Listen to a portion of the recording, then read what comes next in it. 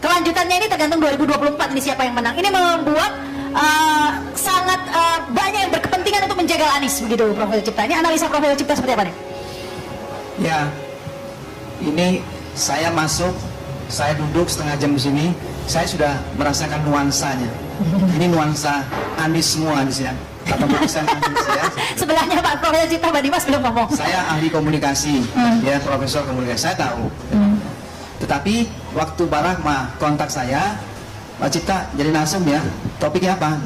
Pertanyaan pertama saya juga, saya bebas bicara tidak? Bebas. Rahma jawab, bebas gitu kan. Ya saya ngomong apa adanya. Ya. Sekarang orang lagi, wah Anies. Ya. Pertanyaan, apa prestasi Anies Pak Gubernur Jakarta? Apa tuh? Saya bersyukur bekerja. Coba ya. Banyak Pak.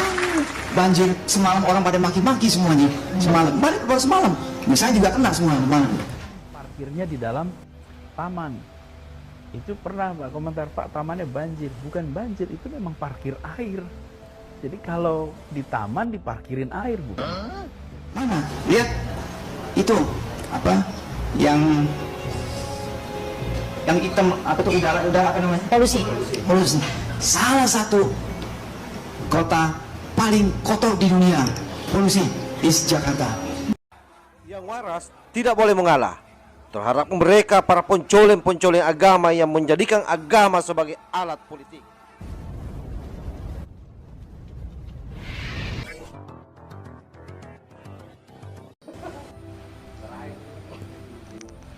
Bismillahirrahmanirrahim. Assalamualaikum warahmatullahi wabarakatuh. Salam sejahtera buat kita semua. Om Swastiastu, Namo Buddhaya, salam kebajikan.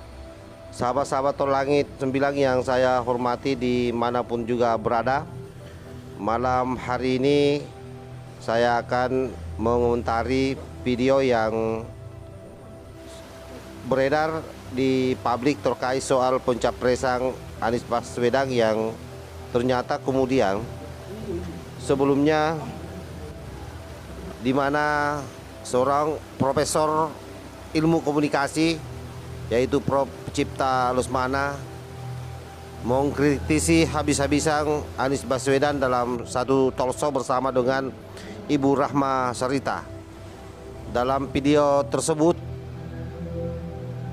sebelumnya Prof. Cipta Lesmana menegaskan bahwa pertemuan ini sepertinya adalah pertemuan memang didesain untuk membesar-besarkan Anies dan bahkan hampir seluruh pembicara adalah pendukung Anies. Tetapi saya mengingatkan Ibu Rahma Sarita sebelumnya ketika saya dihubungi bahwa saya di sana akan bebas bicara dan Rahma Sarita mengatakan bahwa terserah apa yang Bapak mau sampaikan.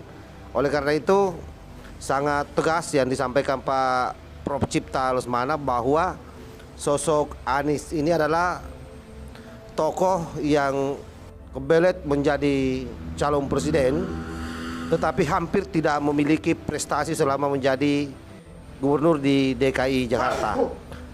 Salah satu ukurannya adalah program OKOC yang sampai hari ini tidak jelas seperti apa progresnya di lapangan.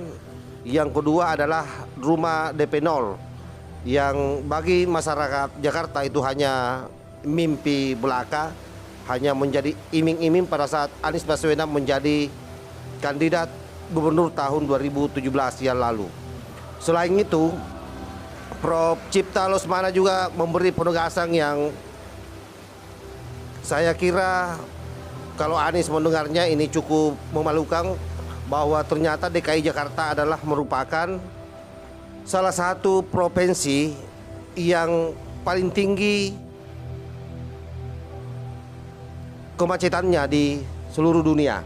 Selain kemacetan, juga salah satu daerah yang memproduksi asap yang paling tinggi residusinya di seluruh kota di dunia. Dan hal lain yang ditegaskan adalah banjir yang tak kunjung terurai. Bahkan klarifikasi Anies pada saat ditanya oleh wartawan itu memalukan, yang mengatakan bahwa taman-taman yang ada di Jakarta itu adalah merupakan tempat untuk memparkir air.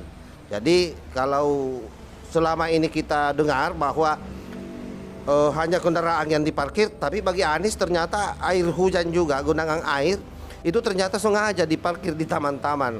Nah, ini hal yang saya kira kejujuran yang luar biasa yang disampaikan oleh Prof. Cipta Lesmana, sekaligus memberikan penegasan kepada seluruh masyarakat untuk berhati-hati. Dalam artian, saya kira semua mata melihat, semua telinga mendengar bagaimana ambisi Anies Baswedan menjadi gubernur pada tahun 2017 yang sampai ayat dan mayat pun juga dijual hanya untuk kepentingan politiknya. Dan baru-baru ini kita saksikan bersama bagaimana Habib Rizik ikut menyerukan dalam sebuah pertemuan di Petamburan ketika Anies Baswedan berkunjung ke sana, dan kembali HRS menyerukan kepada seluruh umat untuk mendukung Anies. Oleh karena itu, saya kira pencerahan yang pada malam hari ini yang saya mau sampaikan agar kita jangan terbawa arus, tergiring isu, apalagi jualan-jualan politik yang berbalut agama. Ingat bahwa seluruh proses kejadian-kejadian di masa lalu semua dilekatkan pada dua hal. Yang pertama adalah kalau tidak menggunakan pendekatan paham komunis, pasti melakukan pendekatan dengan menggunakan label-label agama, dan itu bukan barang baru karena sejak zaman sahabat Rasulullah Muhammad SAW, mulai dari Umar bin Khattab, Utsman bin Affan, Ali bin Abi Thalib, kemudian kedua anaknya Hasan dan Husain dibantai oleh orang-orang Islam sendiri atas nama politik dan kekuasaan. Oleh karena itu menjadi pelajaran buat kita semua pada nantinya di 2024, kita berharap masyarakat tidak lagi terpolarisasi dalam isu-isu politik identitas. Kita berharap pemimpin yang lahir adalah pemimpin yang nasionalis, yang betul-betul memiliki visi yang kuat dalam rangka memajukan rakyat Indonesia. Dan bagaimanapun juga Pancasila sebagai dasar negara adalah pijakan kita yang terus kita perjuangkan secara terus-menerus sebagai sebuah kesepakatan leluhur, sebagai sebuah keniscayaan yang dibangun oleh para nenek-nenek kita, para ulama-ulama kita pada masa lalu.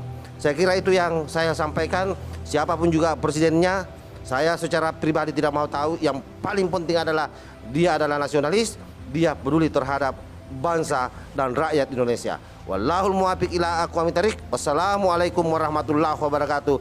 NKRI harga mati. Salam Nusantara.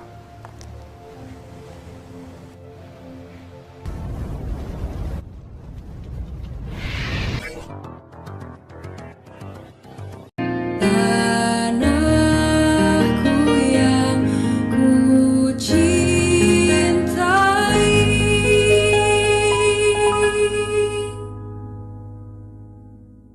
engkau